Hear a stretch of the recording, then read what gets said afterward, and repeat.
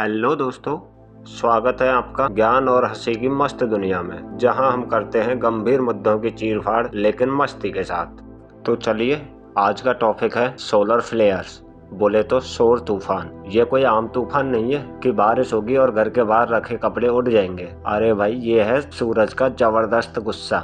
ऐसा गुस्सा कि आपकी फेवरेट इंस्टाग्राम रील देखते देखते मोबाइल का नेटवर्क ही गायब हो सकता है। तो जैसा कि हम सभी जानते हैं कि हमारा सूरज ऊर्जा का एक विशाल गोला है, लेकिन क्या आप जानते हैं कि यह शांत नहीं रहता है। इसके अंदर लगातार बड़े बड़े विस्फोट होते रहते हैं, जिन्हें हम सोलर फ्लेयर्स यानी सौर तूफान कहते हैं। और ये विस्फोट इतने शक्तिशाली हो सकते हैं कि हमारी पृथ्वी की संचार प्रणाली, उपग्रह और यहाँ तक कि पावर ग्रिड तक प्रभावित हो सकती है।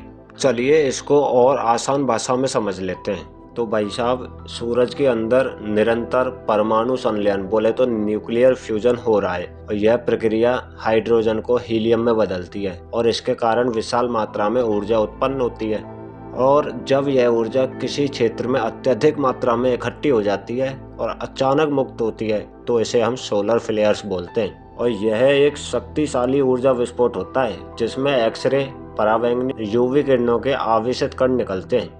वैसे सोलर फ्लेयर्स बनने का मुख्य कारण सूरज की मैग्नेटिक फील्ड लाइंस होती हैं। ये चुंबकीय रेखाएं लगातार घूमती और मुड़ती रहती हैं, जिससे ऊर्जा जमा होती है, और जब यह ऊर्जा अत्यधिक हो जाती है तो अचानक फटती है, जिससे एक शक्तिशाली सौर विस्फोट होता है। और इन फ्लेयर्स के साथ अक्सर CME, बोले तो कोरोनल मास इजेक्शन होता है, जिसमें सूर्य के ऊपरी वायुमंडल से विशाल मात्रा में प्लाज्मा अंतरिक्ष में फेंका जाता है। और अगर यह प्लाज्मा पृथ्वी की ओर आ जाए तो इसका गंभीर प्रभाव हो सकता है। वैसे सोलर फ्लेयर्स को उनकी ऊर्जा और प्रभाव के अनुसार 5 मुख्य श्रेणियों में बांटा जाता है, जिनमें से पहली है A क्लास फ्लेयर्स, जो कि सबसे कमजोर होती हैं और इनका प्रभाव नाम मात्र होता है। जबकि दूसरी होती है B क्लास फ्लेयर्स। इनका प्रभाव भी काफी हल्का होता है और आमतौर पर महसूस भी नहीं हो पाता है। जबकि थर्ड नंबर पर आती हैं C क्लास फ्लेयर्स, जो कि मध्यम स्तर की होती हैं, जो कि हमारे रेडियो कम्युनिकेशन में हल्की प्रॉब्लम्स क्रिएट कर सकती हैं। इसके अलावा फोर्थ नंबर पे आती हैं M क्लास फ्लेयर्स, जो कि काफ़ी शक्तिशाली होती हैं, जो कि रेडियो कम्युनिकेशन और हमारी सैटेलाइट ऑपरेशंस को काफ़ी प्रभावित कर सकती हैं। फिर सबसे लास्ट में आती हैं X क्लास फ्लेयर्स, जो कि सबसे ज़्यादा खतरनाक होती हैं, जो कि पृथ्वी की इलेक्ट्रिकल ग्रिड, रेडियो कम्युनिकेशंस और स्पेसशिप्स को काफ़ी गंभीर रूप से प्रभावित कर सकती हैं। ये एक्स क्लास फ्लेयर्स इतनी शक्तिशाली होती हैं कि ये हमारे अंतरिक्ष यात्रियों के लिए रेडिएशन उत्पन्न कर सकती हैं और हमारे GPS तथा इंटरनेट सिस्टम को काफ़ी प्रभावित कर सकती हैं। तो चलिए इन फ्लेयर्स के प्रभावों की पूरी जानकारी डिटेल से समझते हैं। तो भाई साहब, पहले नंबर पे आता है रेडियो कम्युनिकेशन डिस्ट्रीब्यूशन, बोले तो रेडियो संचार में बाधा।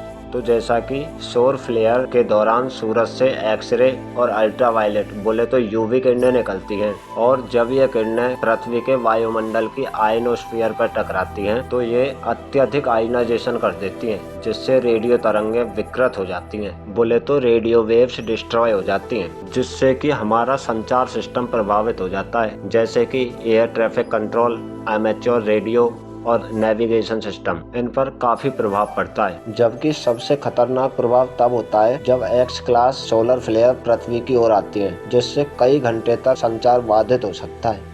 जबकि सोलर फ्लेयर से पृथ्वी के ऊपरी वायुमंडल, बोले तो थर्मोस्फीयर का तापमान बढ़ जाता है, जिससे उसका घनत्व बढ़ जाता है। इससे लो अर्थ ऑर्बिट में घूमने वाले सैटेलाइट पर अधिक घर्षण, बोले तो चार्ज पड़ता है और उनकी कक्षा बदल जाती है। और जैसा कि GPS सैटेलाइट आयनोस्फीयर के माध्यम से सिग्नल भेजती हैं, और जब यह क्षेत्र सौर तूफान से प्रभावित होता है तो GPS सिग्नल की सटीकता कम हो जाती है, जिससे इंटरनेट, मैपिंग और नेविगेशन सेवाएं अस्थिर हो जाती हैं। और जब एक मजबूत सौर तूफान पृथ्वी के चुंबकीय क्षेत्र से टकराता है तो यह जियोमैग्नेटिक इंडक्टेड करंट उत्पन्न करता है। ये करंट अत्यधिक शक्तिशाली विद्युतीय धाराएं ट्रांसमिशन लाइनों में प्रवेश कर सकती हैं और ट्रांसफार्मर को जला सकती हैं। और अगर बहुत ज़्यादा geomagnetic inducted current power grid में प्रवेश कर जाते हैं तो बड़े बड़े ट्रांसफार्मर फेल हो सकते हैं, जिससे ब्लैकआउट होने का पूरा खतरा होता है।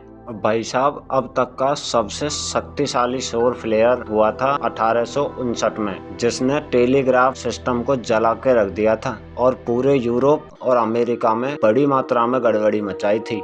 जबकि एक सौर तूफान के कारण कनाडा के क्यूबेक में पूरे पावर ग्रिड ने काम करना बंद कर दिया था, जिससे 6 मिलियन लोग अंधेरे में डूब गए थे। इसके अलावा 2012 में एक विशाल सोलर फ्लेयर पृथ्वी के बहुत करीब से गुजरी थी। अगर यह पृथ्वी से टकरा जाती तो पूरी दुनिया में इलेक्ट्रॉनिक्स और बिजली प्रणाली को गंभीर नुकसान हो सकता था। और अगर आज एक्स क्लास सोलर फ्लेयर पृथ्वी से टकराएं तो हमारे पावर ग्रिड और इलेक्ट्रॉनिक्स बुरी तरह से प्रभावित हो सकते हैं, जिससे पूरी दुनिया में कई हफ्तों तक बिजली संकट आ सकता है। और जब कोई शक्तिशाली सोलर फ्लेयर आता है ना, तो यह अल्फा, बीटा और गामा किरणों के साथ साथ हाई एनर्जी प्रोटॉन और इलेक्ट्रॉन्स को भी छोड़ता है, और यह विकिरण अंतरराष्ट्रीय अंतरिक्ष स्टेशन में मौजूद अंतरिक्ष यात्रियों के लिए गंभीर खतरा पैदा कर सकता है। जैसा कि अंतरिक्ष यात्री आमतौर पर पृथ्वी के मैग्नेटोस्फीयर की सुरक्षा में होते हैं, लेकिन अगर वे किसी स्पेस वॉक पर हों तो ये रेडिएशन उनके स्वास्थ्य को सीधा सीधा नुकसान पहुंचा सकता है। तो भाई साहब, सौर तूफान का सबसे बड़ा खतरा हमारे जीवन के हर कोने में होगा, क्योंकि जब सब कुछ इंटरनेट पे चलता है, जैसे आपका जीपीएस, मोबाइल नेटवर्क, बिजली और यहाँ तक कि आपके घर में जो स्मार्ट टीवी है वो भी सब सौर तूफान का शिकार हो सकता है। लेकिन अब सवाल आता है कि क्या ये सौर तूफान हम इंसानों को सीधे सीधे नुकसान पहुंचा सकता है? तो इसका सीधा जवाब है हाँ, लेकिन अभी नहीं, क्योंकि हमारी धरती के पास एक सुपर हीरो कवर है। हमारी मैग्नेटिक फील्ड और ओजोन लेयर, ये दोनों एक हेलमेट की तरह काम करते हैं जो हमारा बचाव करती हैं। लेकिन अगर सौर तूफान बहुत बहुत बड़ा हुआ तो चीजें गड़बड़ हो सकती हैं, क्योंकि सोलर फ्लेयर्स को रोकना संभव नहीं है, लेकिन हम उनके प्रभाव को कम कर सकते हैं। जैसा कि नासा और अन्य स्पेस एजेंसियां सूरज की गतिविधियों की लगातार निगरानी कर रही हैं, जैसे सोलर डायनामिक ऑब्जर्वेटरी और पार्कर सोलर प्रोब जैसे मिशन सूरज को करीब से स्टडी कर रहे हैं। और वैज्ञानिक अंकल भी सोलर शील्ड और मैग्नेटिक डिफ्लेक्टर जैसी तकनीकों पर काम कर सकते हैं, ताकि पृथ्वी को सौर तूफानों से बचाया जा सके। तो भाई साहब, सोलर फ्लेयर्स ब्रह्मांड की सबसे शक्तिशाली घटनाओं में से एक है।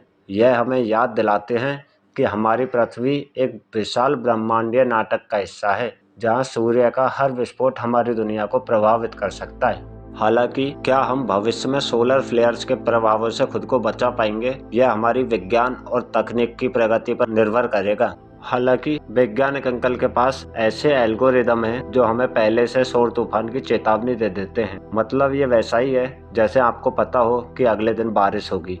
तो दोस्तों, हमने देखा कि सौर तूफान इंसानियत के लिए खतरा भी है और हमारे सूरज अंकल की एक अद्भुत ताकत भी है। हालांकि हमें घबराने की ज़रूरत नहीं है, बस सतर्क रहने की ज़रूरत है। तो दोस्तों, ये थी हमारी छोटी सी कहानी सौर तूफान की।